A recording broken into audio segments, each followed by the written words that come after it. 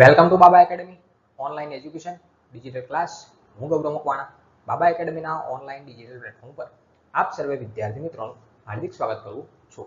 તો આપણે ભણી રહ્યા છે ધોરણ 10, વિષય છે વિજ્ઞાન, જેમાં પ્રકરણ નંબર 13 છે આપણું પર્યાવરણ, જેનો આજે છેલ્લો લેક્ચર છે. બરાબર, 1 થી 4 ભાગ ભણી ગયા, આજે છેલ્લો લાસ્ટ પડાવ આવી ગયા છે. બરાબર, ચલો તો જોઈએ.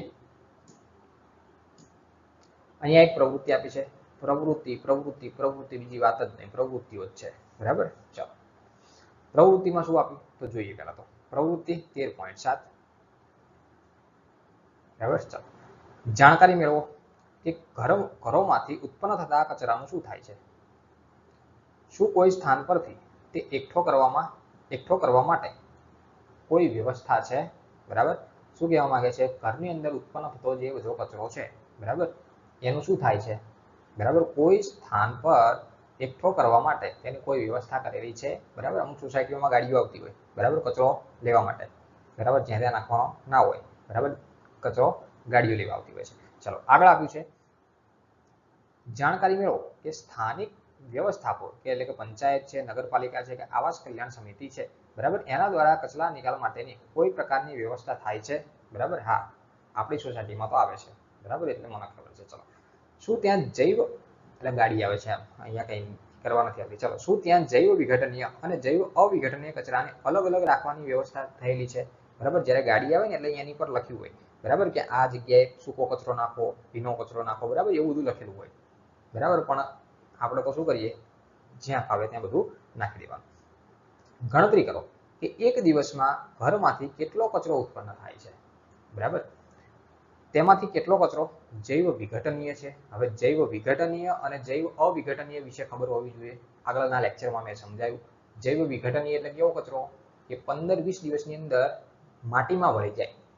બરાબર, અને ખાતર બનાવતો તેને ખાતર બન્યું પણ કહેવાય. બરાબર, એટલે કે માટીની અંદર એ ભળી જાય. માટીની અંદર ભળી જાય એટલે કેવી રીતે, તો કે એની અંદર જે જીવાત હોય, બરાબર, મતલબ કે એને શું કરશે, કોતરી અને માટીની અંદર ભેળવી નાખે છે. એ બધા જૈવ વિઘટનીય કચરો. અને ગણતરી કરો કે વર્ગમાં પ્રતિદિન કેટલો કચરો ઉત્પન્ન થાય છે. બરાબર, તેમાંથી કેટલો કચરો જૈવ વિઘટનીય છે અને જૈવ અવિઘટનીય, અને આ કચરાના નિકાલ માટેના ઉપાય તમે બતાવો. બરાબર, તો આ એક નાનકડી પ્રવૃત્તિ આપી છે. આખો દિવસ કચરો ભેગો થાય છે, એનું શું થાય છે, નગરપાલિકા કે ગ્રામ પંચાયત કે એના દ્વારા કોઈ નિકાલ માટેની વ્યવસ્થા છે, કઈ જગ્યાએ નિકાલ કરે છે એ તમારે જોવા જવાનું. બરાબર, પછી વિચારવાનું કે આ જગ્યાએ આવો કચરો છે, વિઘટનીય કચરો, અવિઘટનીય કચરો, વિઘટનીય કચરામાં કયો કયો કચરો આવે, અવિઘટનીય કચરામાં કયો કયો કચરો આવે. બરાબર, તો એ પ્રકારે એટલે કે આની અંદર તમને કચરા રિલેટેડ માહિતી તમને કંઈક આપેલી છે. બરાબર, જોઈએ હવે આગળ. ચાલો, એક પ્રવૃત્તિ પૂરી, પાછળ બીજી પ્રવૃત્તિ શું આપી, 13.8. જાણકારી મેળવો કે તમારા વિસ્તારમાં સુએજ ટ્રીટમેન્ટની કોઈ વ્યવસ્થા છે. શું ત્યાં એ બાબતની વ્યવસ્થા છે કે સ્થાનિક જળાશય તેમજ જળના અન્ય સ્ત્રોતો એટલે કે ઉપચાર વગરના સુએજની અસર અનુભવે છે. જાણકારી મેળવો કે તમારા વિસ્તારના સ્થાનિક ઉદ્યોગો તેમના કચરાના નિકાલનો કેવી રીતે કરે છે અને શું ત્યાં આ બાબતનું પ્રબંધન છે કે તેનાથી સુનિશ્ચિત થઈ શકે કે આ પદાર્થો ભૂમિ અને પાણીનું પ્રદૂષણ કરતા નથી. ફરી પણ તમારે શું કરવાનું છે, બરાબર, શું કરવાનું કે તમારા વિસ્તારમાં જવાનું અને સુએજ ટ્રીટમેન્ટની કોઈ વ્યવસ્થા કરેલી છે. બરાબર, અને ત્યાં આ બાબતની સ્થાનિક જળાશયો તેમજ જળના સ્ત્રોત ઉપચાર વગરના સુએજની અસરને અનુભવે છે કે નથી. બરાબર, એટલે કે આ તમારે માહિતી એકઠી ગામમાં કરવા જવાનું. બરાબર, ગામમાં રહેતા હોય ગામમાં, શહેરમાં રહેતા હોય તો શહેરમાં. બરાબર, તો આવી એક નાનકડી એક પ્રવૃત્તિ આપેલી છે. બરાબર, હવે આ પ્રવૃત્તિનો આપણે આખો ટોટલી કોઈ મતલબ થતો નથી, પરીક્ષામાં પૂછાતું નથી કહેવાનો મતલબ. આ તમારી જાણકારી માટે આપેલું છે. બરાબર, તમે જાઓ, જુઓ, જાણો અને માહિતી એકઠી કરો, એના માટે આપેલું છે. બરાબર, બોર્ડની પરીક્ષામાં પૂછાવાનો ભાગ નથી. બોર્ડની પરીક્ષામાં પૂછાવાનો ભાગ નથી. બરાબર, તમારું નોલેજ ઇન્ક્રીમેન્ટ માટે આપેલું છે. બરાબર, તમારું નોલેજ વધે એના માટે આ બધી વસ્તુઓ મૂકેલી છે, બાકી પરીક્ષામાં પૂછાવાનો ભાગ નથી. બરાબર, ચાલો. આપણી જીવનશૈલીમાં સુધારણાની સાથે ઉત્પાદિત કચરાની માત્રા પણ ખૂબ જ વધારે થઈ ગઈ છે. બરાબર, રેગ્યુલર જેમ જેમ વપરાશ આવે એમ એમ બધી કચરો નીકળતો જાય. બરાબર, આપણા વલણમાં પરિવર્તન પણ એ મહત્વપૂર્ણ ભૂમિકા ભજવે છે. આપણે વાપરીને ફેંકી દેવાય તેવી વસ્તુઓ વધારે ઉપયોગ કરવા લાગ્યા છે. બરાબર, હવે કેવી વસ્તુનો ઉપયોગ કરીએ છીએ, વાપરીને ફેંકી દેવાય. વાપરીને ફેંકી દેવાની એવી જેમ પેકેજિંગની પદ્ધતિઓમાં પરિવર્તન આવવાથી જૈવ અવિઘટનીય કચરો વધારે થઈ ગયો છે. કોઈ એવું ઉદાહરણ વિચારો કે પહેલા એવી વસ્તુમાં આવતું હોય બરાબર કે જેને વધારે સમય રાખી મૂકીએ. ઉદાહરણ તરીકે જેમ કે પેનની જ વાત કરીએ બરાબર. પહેલા પેનો કેવી આવતી હતી? સહી વાળી બરાબર, જેમાં ખડિયાથી સહી પૂરવાની હોય બરાબર. આ રીતનું પેન હોય બરાબર. ખડિયાથી શું પૂરવાની હોય? સહી પૂરવાની હોય બરાબર. તો એકની એક પેન સહી પૂરી વર્ષ 2 વર્ષ 3 વર્ષ તમે ચલાવી શકો. પછી પેન આવે છે, અત્યારે હાલ મારી પાસે પડી નથી બરાબર, એટલે તમે 2 રૂપિયાની 5 રૂપિયાની એ જે પેનો આવે છે બરાબર, એની અંદર શું કરો છો? રિફિલ પૂરી થઈ જાય એટલે એને ફેંકી દેવાની બરાબર. તો એ શું થઈ ગયું? જૈવ અવિઘટનીય કચરો. આવો બધો ઘણો બધો, એટલે કે એવી ઘણી બધી વસ્તુઓ છે કે જે તમે હવે યુઝ કરીને ફેંકી દેવાની એવી લાવો છો બરાબર. પહેલા શું આવતી હતી? એની વસ્તુ ઘણો લાંબો સમય સુધી તમે એને યુઝ કરી શકો. પેનની વાત કરીએ એ પ્રમાણે બરાબર. ઘણી બધી એવી વસ્તુઓ છે બરાબર. એટલે લખ્યું છે કે પેકેજિંગ પદ્ધતિઓમાં પરિવર્તન આવવાથી જૈવ અવિઘટનીય કચરામાં શું થયો છે? વધારો થવા લાગ્યો છે. તમારા વિચારથી આ બધા જ ઘટકોની પર્યાવરણીય પર શું અસર થઈ શકે છે બરાબર. તો પર્યાવરણ પણ ઘણી બધી અસરો થઈ શકે છે. કારણ કે એ કચરો જેમ બને એમ વધારે થવાનો, એનું વિઘટન થતું નથી બરાબર. માટીમાં જલ્દી ભળતો નથી બરાબર, એવું કહેવા માંગે છે બરાબર. તો આ એક પ્રવૃત્તિ હતી, પરીક્ષા રિલેટેડ નથી, તમારી માહિતી માટે છે, પરીક્ષા રિલેટેડ નથી બરાબર. તો અહીંયા જોઈએ હવે આગળ. ચાલો આગળ પણ આપી એક પ્રવૃત્તિ 13.9, પણ એની પહેલા કંઈક અહીંયા આપ્યું, આના વિશે વિચાર કરો બરાબર. આ ખાલી જાણકારી માટે તમને આપ્યું છે બરાબર. જોઈએ તો શું અહીંયા લખ્યું છે કે જો તમે તમારા માતા પિતાને પૂછશો તો સંભવતઃ તેઓને યાદ હશે કે ટ્રેનમાં ચા પ્લાસ્ટિકના ગ્લાસમાં આપવામાં આવતી હતી બરાબર. આજથી ઘણા વર્ષો પહેલા બરાબર. ચા કેવામાં?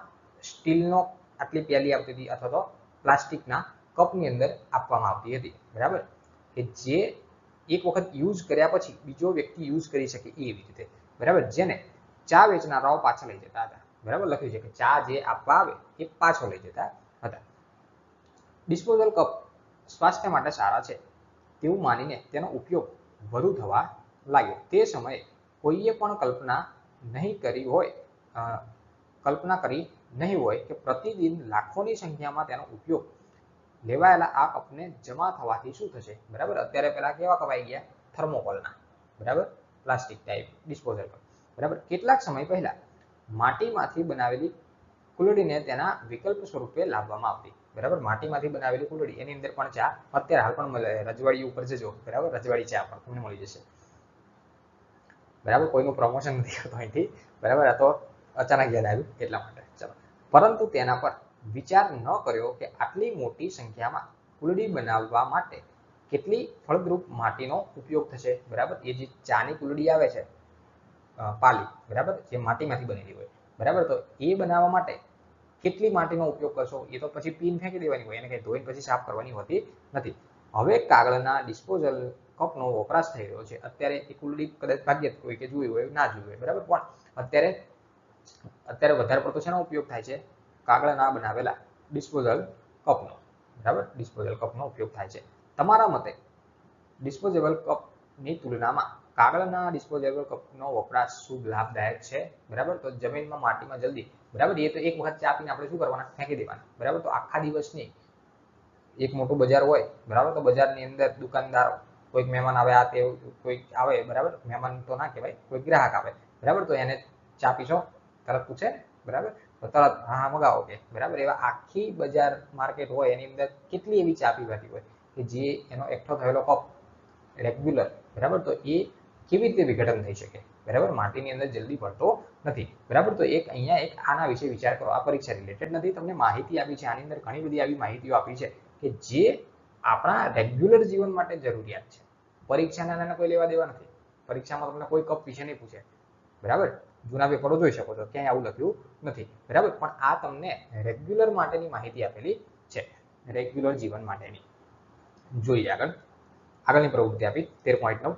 ઇન્ટરનેટ અથવા પુસ્તકાલયની મદદથી જાણકારી મેળવો કે ઇલેક્ટ્રોનિક વસ્તુનો નિકાલ કરતા સમયે કઈ ખતરનાક વસ્તુઓ સાવધાની રાખવી જોઈએ બરાબર.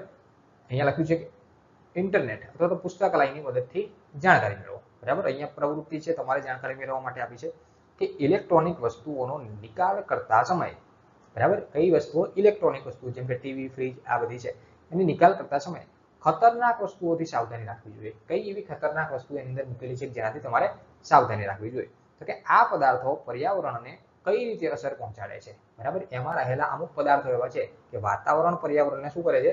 અસર પહોંચાડે છે. જાણકારી મેળવો કે પ્લાસ્ટિકનું પુનઃચક્રીકરણ કેવી રીતે થાય છે, બરાબર. પ્લાસ્ટિક છે, બરાબર, પછી એને શું કરવાનું આવે? પીગાળી દેવાનું આવે, પછી ફરી વખત કંઈક નવું બનાવવામાં આવે. પુનઃચક્રીકરણ કેવી રીતે થાય છે? શું પ્લાસ્ટિકના પુનઃચક્રીકરણથી પર્યાવરણને કોઈ નુકસાન થઈ શકે કે ના થઈ શકે? આવા પ્રશ્નોના જવાબો તમારે ઇન્ટરનેટ અથવા કોઈ પુસ્તકાલય અથવા તો ટીચરની પાસે જઈને પૂછો, બરાબર. તો આવી રીતે આવા પ્રશ્નોના ઉત્તર તમારે મેળવવાના છે. આ પરીક્ષાનો ભાગ નથી, બરાબર. એટલે એનો મતલબ એવો નથી કે તમારે તૈયારી નહીં કરવી, બરાબર. તો આ તમારું નોલેજ મેળવવા માટે બધી અમુક વસ્તુઓ પ્રવૃત્તિ જેટલી મૂકી છે, બરાબર, તમારામાં નોલેજ ઇન્ક્રીમેન્ટ થાય એટલા માટે બધી વસ્તુઓ મૂકેલી છે, બરાબર. ક્લિયર? જોઈએ આગળ. ચાલો હવે અહીંયા થાય ચેપ્ટર પૂરું, બરાબર. આગળ તમને પ્રશ્નો આપે છે. ઓઝોન એટલે શું? જો આ વેરી મોસ્ટ ટાઈમ પ્રશ્ન વારંવાર પરીક્ષામાં પૂછાય છે કે ઓઝોન એટલે શું અને તે કોઈ નિવસન તંત્રને કેવી રીતે અસર પહોંચાડે છે, એવો કોઈ પ્રશ્ન છે. તમે કચરાના નિકાલની સમસ્યાને ઓછી કરવામાં શું યોગદાન આપી શકો? કોઈ પણ બે પદ્ધતિઓના નામ જણાવો. આ પ્રશ્ન બી પૂછાઈ શકે છે, પરીક્ષામાં પૂછાયેલા પણ છે, બરાબર. તો આ બંને પ્રશ્નો તમારે વ્યવસ્થિત યાદ રાખવાના. તમે શું શીખ્યા, બરાબર, એ તમારા વાંચવાનો વિષય છે, બરાબર. તો પાઠની જેટલી કંઈ સમજૂતી છે એ વ્યવસ્થિત મેં તમને આપી. જ્યાં કાંઈ પણ ડાઉટ હોય તો તમે મને કોમેન્ટ કરીને પૂછી શકો છો, તમને સંતોષકારક આન્સર મળશે, બરાબર. તો આપણું લેક્ચર અહીંયા પૂરો થાય છે અને આખું પ્રકરણ પણ અહીંયા પૂરું થાય છે. સો થેન્ક્સ ફોર અટેન્ડિંગ.